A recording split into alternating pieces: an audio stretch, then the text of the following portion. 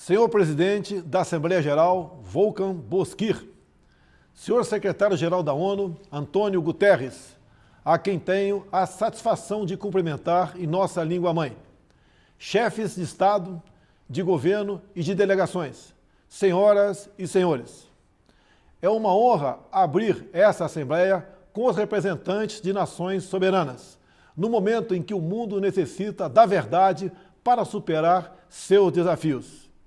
A Covid-19 ganhou o centro de todas as atenções ao longo deste ano e, em primeiro lugar, quero lamentar cada morte ocorrida.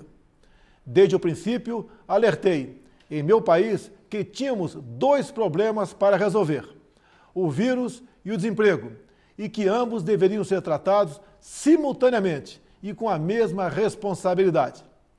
Por decisão judicial, todas as medidas de isolamento e restrições de liberdade foram delegadas a cada um dos 27 governadores das unidades da federação. Ao presidente, coube envio de recursos e meios a todo o país. Como aconteceu em grande parte do mundo, parcela da imprensa brasileira também politizou o vírus, disseminando o pânico entre a população. Sob o lema "Fique em casa" e "A economia a gente vê depois", quase trouxeram o caos social ao país.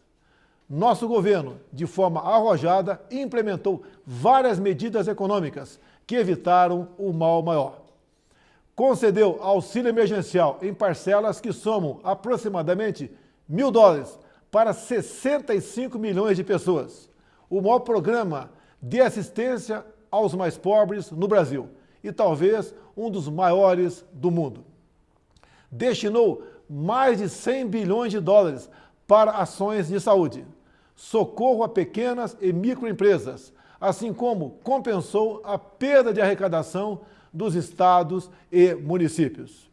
Assistiu a mais de 200 mil famílias indígenas com produtos alimentícios e prevenção à Covid. Estimulou, ouvindo profissionais de saúde, o tratamento precoce da doença. Destinou $400 milhões para pesquisa, desenvolvimento e produção da vacina de Oxford no Brasil. Não faltaram, nos hospitais, os meios para atender aos pacientes de Covid.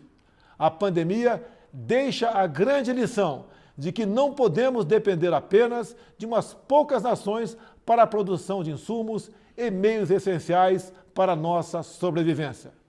Somente o insumo de produção de hidroxicloroquina sofreu um reajuste de 500% no início da pandemia. Nesta linha, o Brasil está aberto para o desenvolvimento de tecnologia de ponta e inovação, a exemplo da indústria 4.0, da inteligência artificial, nanotecnologia e da tecnologia 5G, com quaisquer parceiros que respeitem nossa soberania, prezem pela liberdade e pela proteção de dados. No Brasil, apesar da crise mundial, a produção rural não parou. O homem do campo trabalhou como nunca, produziu, como sempre, alimentos para mais de 1 bilhão de pessoas. O Brasil contribuiu para que o mundo continuasse alimentado. Nossos caminhoneiros, marítimos, portuários e aeroviários mantiveram ativo todo o fluxo logístico para a distribuição interna e exportação. Nosso agronegócio continua pujante e, acima de tudo, possuindo e respeitando a melhor legislação ambiental do planeta. Mesmo assim, somos vítimas de uma das mais brutais campanhas de desinformação sobre a Amazônia e o Pantanal. A Amazônia brasileira é sabidamente riquíssima. Isso explica o apoio de instituições internacionais a essa campanha escorada em interesses escusos que se unem a associações brasileiras, aproveitadoras e patrióticas, com o objetivo de prejudicar o governo e o próprio Brasil. Somos líderes em conservação de florestas tropicais. Temos a matriz energética mais limpa e diversificada do mundo.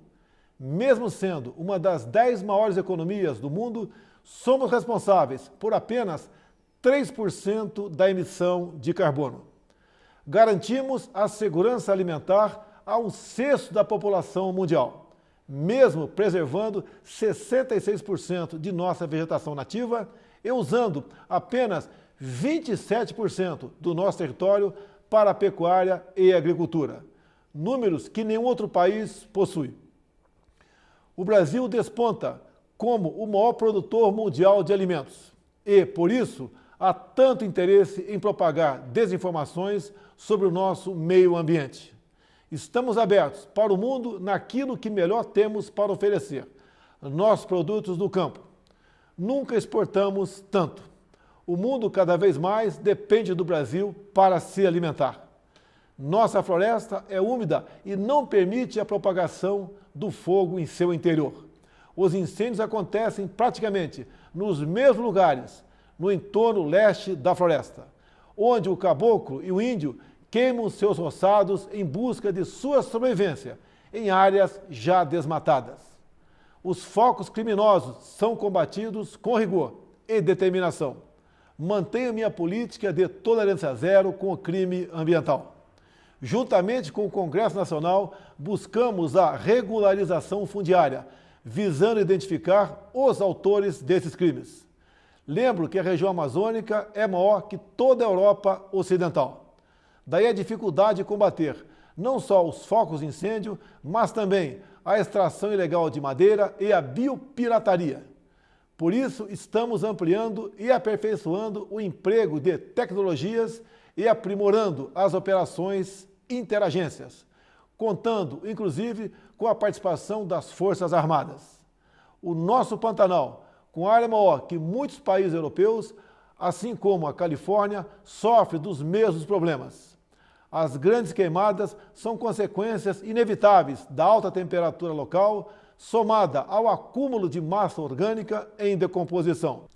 A nossa preocupação com o meio ambiente vai além das nossas florestas. Nosso Programa Nacional de Combate ao Lixo no Mar, um dos primeiros a serem lançados no mundo, cria uma estratégia para os nossos 8.500 quilômetros de costa. Nessa linha, o Brasil se esforçou na COP25 em Madrid para regulamentar os artigos do Acordo de Paris que permitiriam o estabelecimento efetivo do mercado de carbono internacional. Infelizmente, fomos vencidos pelo protecionismo. Em 2019, o Brasil foi vítima de um criminoso derramamento de óleo venezuelano, vendido sem controle, acarretando severos danos ao meio ambiente e sérios prejuízos nas atividades de pesca e turismo. O Brasil considera importante respeitar a liberdade de navegação estabelecida na Convenção das Nações Unidas sobre o Direito do Mar.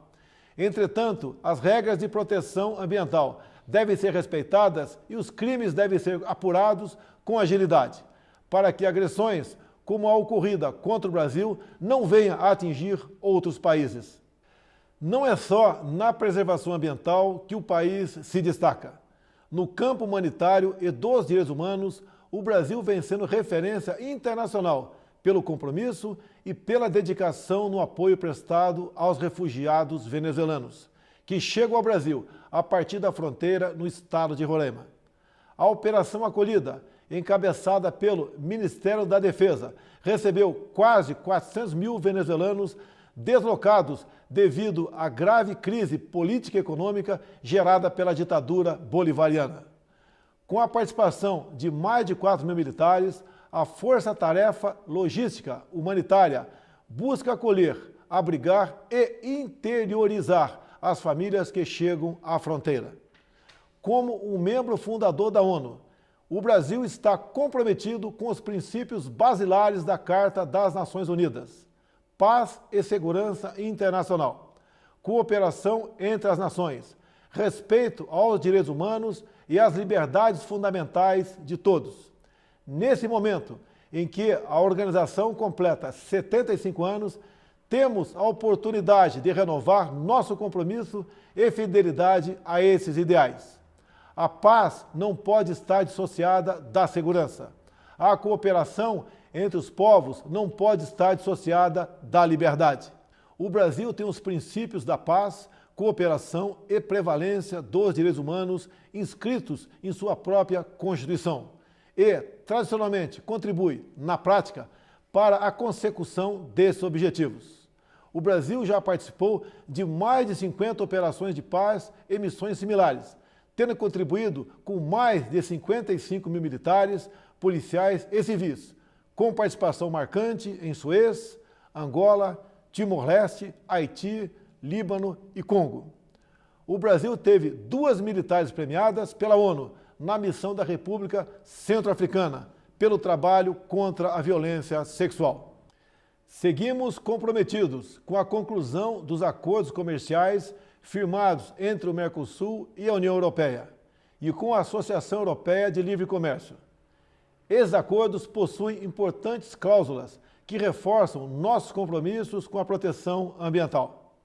E meu governo, o Brasil, finalmente abandona uma tradição protecionista e passa a ter, na abertura comercial, a ferramenta indispensável de crescimento e transformação. Reafirmo nosso apoio à reforma da Organização Mundial do Comércio, que deve prover disciplinas adaptadas às novas realidades internacionais. Estamos igualmente próximos do início do processo oficial de acessão do Brasil à OCDE. Por isso, já adotamos as práticas mundiais mais elevadas em todas as áreas, desde a regulação financeira até os domínios da segurança digital e da proteção ambiental. No meu primeiro ano de governo, concluímos a reforma da Previdência e, recentemente, apresentamos ao Congresso Nacional 2 novas reformas, a do sistema tributário e a administrativa.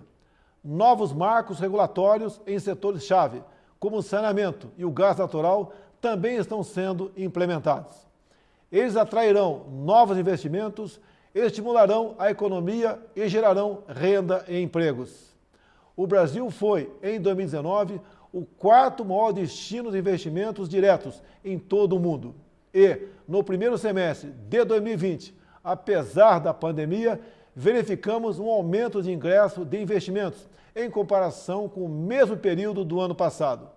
Isso comprova a confiança do mundo em nosso governo. O Brasil tem trabalhado para, em coordenação com seus parceiros sul-atlânticos, revitalizar a zona de paz e cooperação do Atlântico Sul. O Brasil está preocupado e repudia o terrorismo em todo o mundo.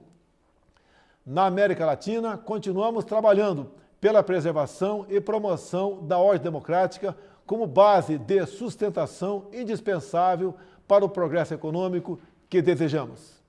A liberdade é o bem maior da humanidade. Faço um apelo a toda a comunidade internacional pela liberdade religiosa e pelo combate à cristofobia. Também quero reafirmar minha solidariedade e apoio ao povo do Líbano pelas recentes adversidades sofridas. Cremos que o momento é propício para trabalharmos pela abertura de novos horizontes, muito mais otimistas para o futuro do Oriente Médio.